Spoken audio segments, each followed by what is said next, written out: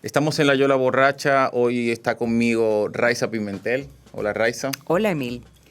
Estamos hoy en un programa especial en el marco del Festival Internacional Benengeli 2023, Festival del Instituto Cervantes, Semana Internacional de la Lengua Española del Instituto Cervantes. Así es, del 12 al 16 de junio se estarán desarrollando actividades en los 5 continentes del mundo. Actividades en Tokio, en Bruselas, también Manchester. Y estoy casi segura de que es la primera vez que República Dominicana dice presente. Así que felices, agradeciendo al Instituto Cervantes, también a Bao Radio que hacen esto posible y a los autores, por supuesto. Gracias al Instituto Cervantes y a Bao Radio, hoy tenemos la oportunidad de conversar con 2 autores que están participando en el festival. Una es Kiani Antigua, escritora dominicana, residente en los Estados Unidos. Kiani es narradora, es poeta, es traductora. Y el otro es Diego Sánchez Aguilar. Así es. Diego es también docente, doctor en filología hispánica y ha publicado Nuevas teorías sobre el orgasmo femenino, un libro con el cual en 2016 obtuvo el premio Setenil al mejor libro de relatos, pero también ha publicado poesía. Diario de las bestias blancas, también el libro Las célebres órdenes de la noche. Correcto. Este año el tema del Festival Benengeli es la épica. ¿Qué es la épica hoy y cómo se presenta en la obra de los autores? Con ellos vamos a conversar sobre estos temas. La primera pregunta que les hicimos fue, si no sabemos nada acerca de Diego, acerca de Kiani, si nos topamos con ustedes, ¿qué nos contarían acerca de su trabajo literario? Mi trabajo literario es la multiplicación de mis yos. Parte de mi agotador observar y deseo de entender el mundo y a las personas que me rodean. Sobre todo, creo que es la propagación de mis miedos, también de mis esperanzas. Pues soy un escritor transgénero, pero no en lo sexual, sino en lo literario. He publicado 3 libros de poesía, un libro de relatos y 2 novelas. Y en todos ellos trabajo de manera similar, utilizando los géneros pero subvirtiéndolos. Por ejemplo, cuando escribo poesía, siempre me gusta crear un personaje que habita un tiempo y un espacio cerrados. Incluso hay en mis poemarios, no una trama, claro, porque eso ya sería pura narrativa, pero sí restos o evocaciones de una trama, fragmentos rotos de una historia. Se puede decir que cultivo una poesía épica, con una carga lírica y simbólica, claro, pero que huye de lo intimista, de lo biográfico y de lo confesional. Por otra parte, en mi narrativa también hay mucho de poesía y de ensayo, porque para mí la trama es secundaria. Lo que está en primer lugar es la escritura, el texto, el ritmo del lenguaje. En realidad, el género es secundario respecto a lo principal. Utilizo la literatura para entenderme a mí mismo y para comprender un poco mejor el mundo. Para mí, la literatura es una forma de pensar. Mientras escribo, aprendo cosas sobre mí y sobre la realidad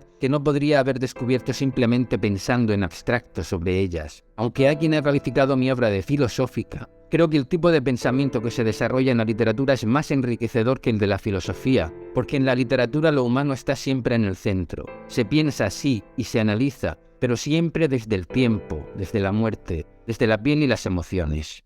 ¿Cómo relacionan ustedes la lengua con la nación, con la mirada que tienen sobre el mundo?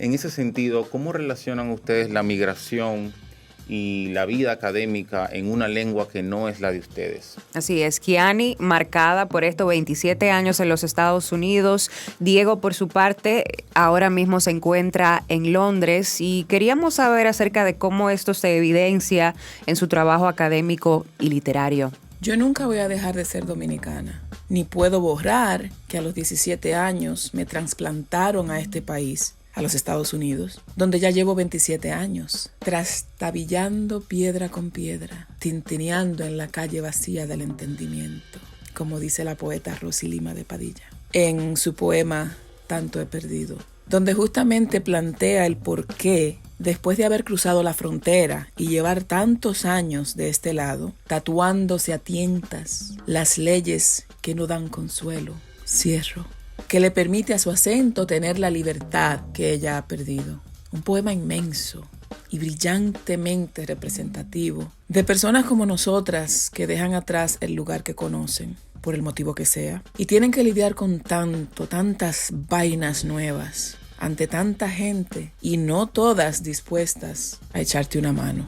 Hace 3 años que dejé España y me mudé a Londres. Así que la cuestión del idioma es ahora mismo central y especialmente problemática para mí. Ahora habito dos lenguajes. Estoy inmerso en inglés pero escribo en castellano. Es una situación muy interesante como escritor, esta de sentirse al mismo tiempo fuera y dentro del idioma. Porque una lengua no es solo un código de signos comunicativos. Un idioma es una historia, una sociedad, una forma de ver el mundo. Cuando se habita un idioma extranjero esto se hace más evidente. Las palabras pierden esa transparencia que tienen las que aprendemos en nuestra lengua materna y se hacen opacas y evidencian ese espesor cultural, histórico, político e ideológico que arrastran. Creo que el escritor es siempre un extranjero. Quien escribe no soy exactamente yo, es otro que me mira también a mí desde un país extranjero. Pero es paradójico, porque para escribir, ese extraño está obligado a emplear el mismo idioma que determina y define ese mundo. Por eso, cuando escribo, siempre trato de emplear el castellano como una lengua extranjera. Intento valorar y apreciar el espesor de las palabras, no considerarlas como algo natural, convertirme en extranjero y en huérfano, matar a la madre que supuestamente hay en la lengua materna para que sus significados puedan decir más cosas de las que dicen desde la supuesta transparencia del lenguaje común.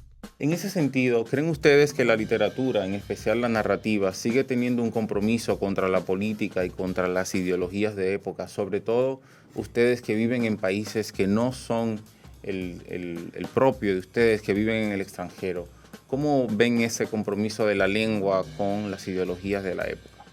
Si en mi adolescencia, en segundo de bachillerato para ser exacta, me hubieran dicho que yo viviría de esto, que necesitaría de esta lengua para vivir, me le habría reído en la cara a cualquiera. Resulta que en segundo de bachillerato, mi maestra de español me quitó un examen porque yo estaba dejando fijar a un estudiante que estaba sentado detrás de mí. Pero ese no fue el problema. El lío fue que ella no le quitó el examen al chamaco. A mí eso me pareció tan injusto que terminé cambiándome de colegio y odiando las clases de español. Por un golpe de suerte, años después, ya terminando un técnico en negocios en la universidad, me encuentro en otra clase de lengua, pero esta vez con una profesora luminaria, magnífica. Y entre otros cuentos, leímos Cambio de Luces de Julio Cortázar. Hoy, después de haber cambiado de carrera en la universidad, llevo más de 15 años siendo profesora de español y de escritura creativa. Traduzco del inglés al español. Escribo para gente adulta y chiquitines en español. Y hasta mi suegra me quiere un chin más porque hablo este idioma en el que ella se puede comunicar. Las exes de mi compañero eran casi todas gringas, de todos los países del mundo. Es decir, que en un país donde se habla inglés como lengua principal, yo me la busco en español dominicano y cibaeño, para que sepa. Sí, sin duda. En mi obra narrativa, por ejemplo, es una constante. Yo no creo en el concepto cristiano del alma trascendental, ni en su variante contemporánea publicitaria, que quiere convencernos de que todos somos únicos y especiales. Creo que lo que somos está directamente vinculado a los relatos y el lenguaje que habitamos. Y eso es político, porque desde que nacemos estamos inmersos en los relatos de nuestro sistema económico y social, que es el capitalismo. Por ejemplo, en mi libro de cuentos, Nuevas teorías sobre el orgasmo femenino, trabajé, con la excusa argumental del sexo, sobre la insatisfacción de los personajes. Todos ellos están marcados por un sentimiento de frustración que ellos consideran único y personal, pero que está causado por una serie de expectativas vitales que les han sido impuestas y contra las que no saben cómo defenderse. En mi novela Factbook, el libro de los hechos, los personajes se sienten culpables e impotentes, incapaces de ver el carácter social de su malestar, mientras un grupo terrorista intenta precisamente lo contrario, desenmascarar el origen de la culpa y juzgar a los responsables. En la última novela que acaba de publicarse, Los que escuchan, se habla sobre la ansiedad y el miedo al futuro, porque pensar el futuro se ha convertido hoy en algo terrible, y nuestro lenguaje no parece ofrecer otro horizonte que el del beneficio individual, el crecimiento económico infinito e incesante que ignora los límites de resistencia del hombre y del planeta. Tomando en cuenta que el tema de esta edición del festival es la épica y cómo se evidencia en el trabajo de los autores y autoras, Diego nos cuenta un poco acerca de este detalle. Ya en su momento él utilizaba el concepto de poesía épica, pero también nos habla de cómo esto se evidencia en su trabajo narrativo. Sí, nos gustaría saber sobre todo qué lugar tienen los héroes y los relatos fundacionales en la mirada que tienen ellos sobre su país, sobre su literatura y sobre su lengua.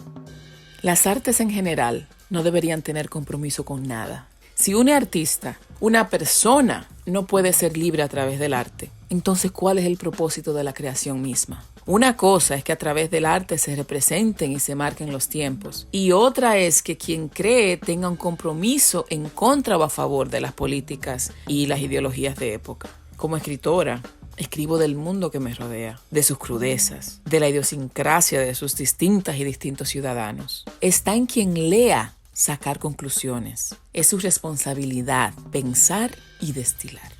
Lo épico es central en mi literatura, pero más que la épica del héroe individual, me interesa el concepto de teatro épico del que habló Bertolt Brecht. Para él, el problema del teatro era la identificación, porque eso provocaba una catarsis e impedía la reflexión. Algo así es lo que me pasa a mí. No quiero identificarme con mis protagonistas. Lo que busco es distanciarme de mí mismo para poder analizarme de una forma crítica y objetiva. Y quiero que el lector siga ese mismo proceso al enfrentarse al texto. Esa distancia está tanto en mis libros de poesía como en mis narraciones. Es algo político, aunque no sea evidente, porque cuando tengo frente a mí la página en blanco y el cursor parpadeando sobre ese vacío, se me está ofreciendo la posibilidad absoluta de crear un mundo. Y para crear un mundo, antes hay que borrar este. Y en ese proceso se abren 1000 posibilidades. Te das cuenta de que eso, a lo que llamamos realidad, es una construcción cultural, una configuración de elementos de apariencia muy sólida, pero que es esencialmente frágil y circunstancial.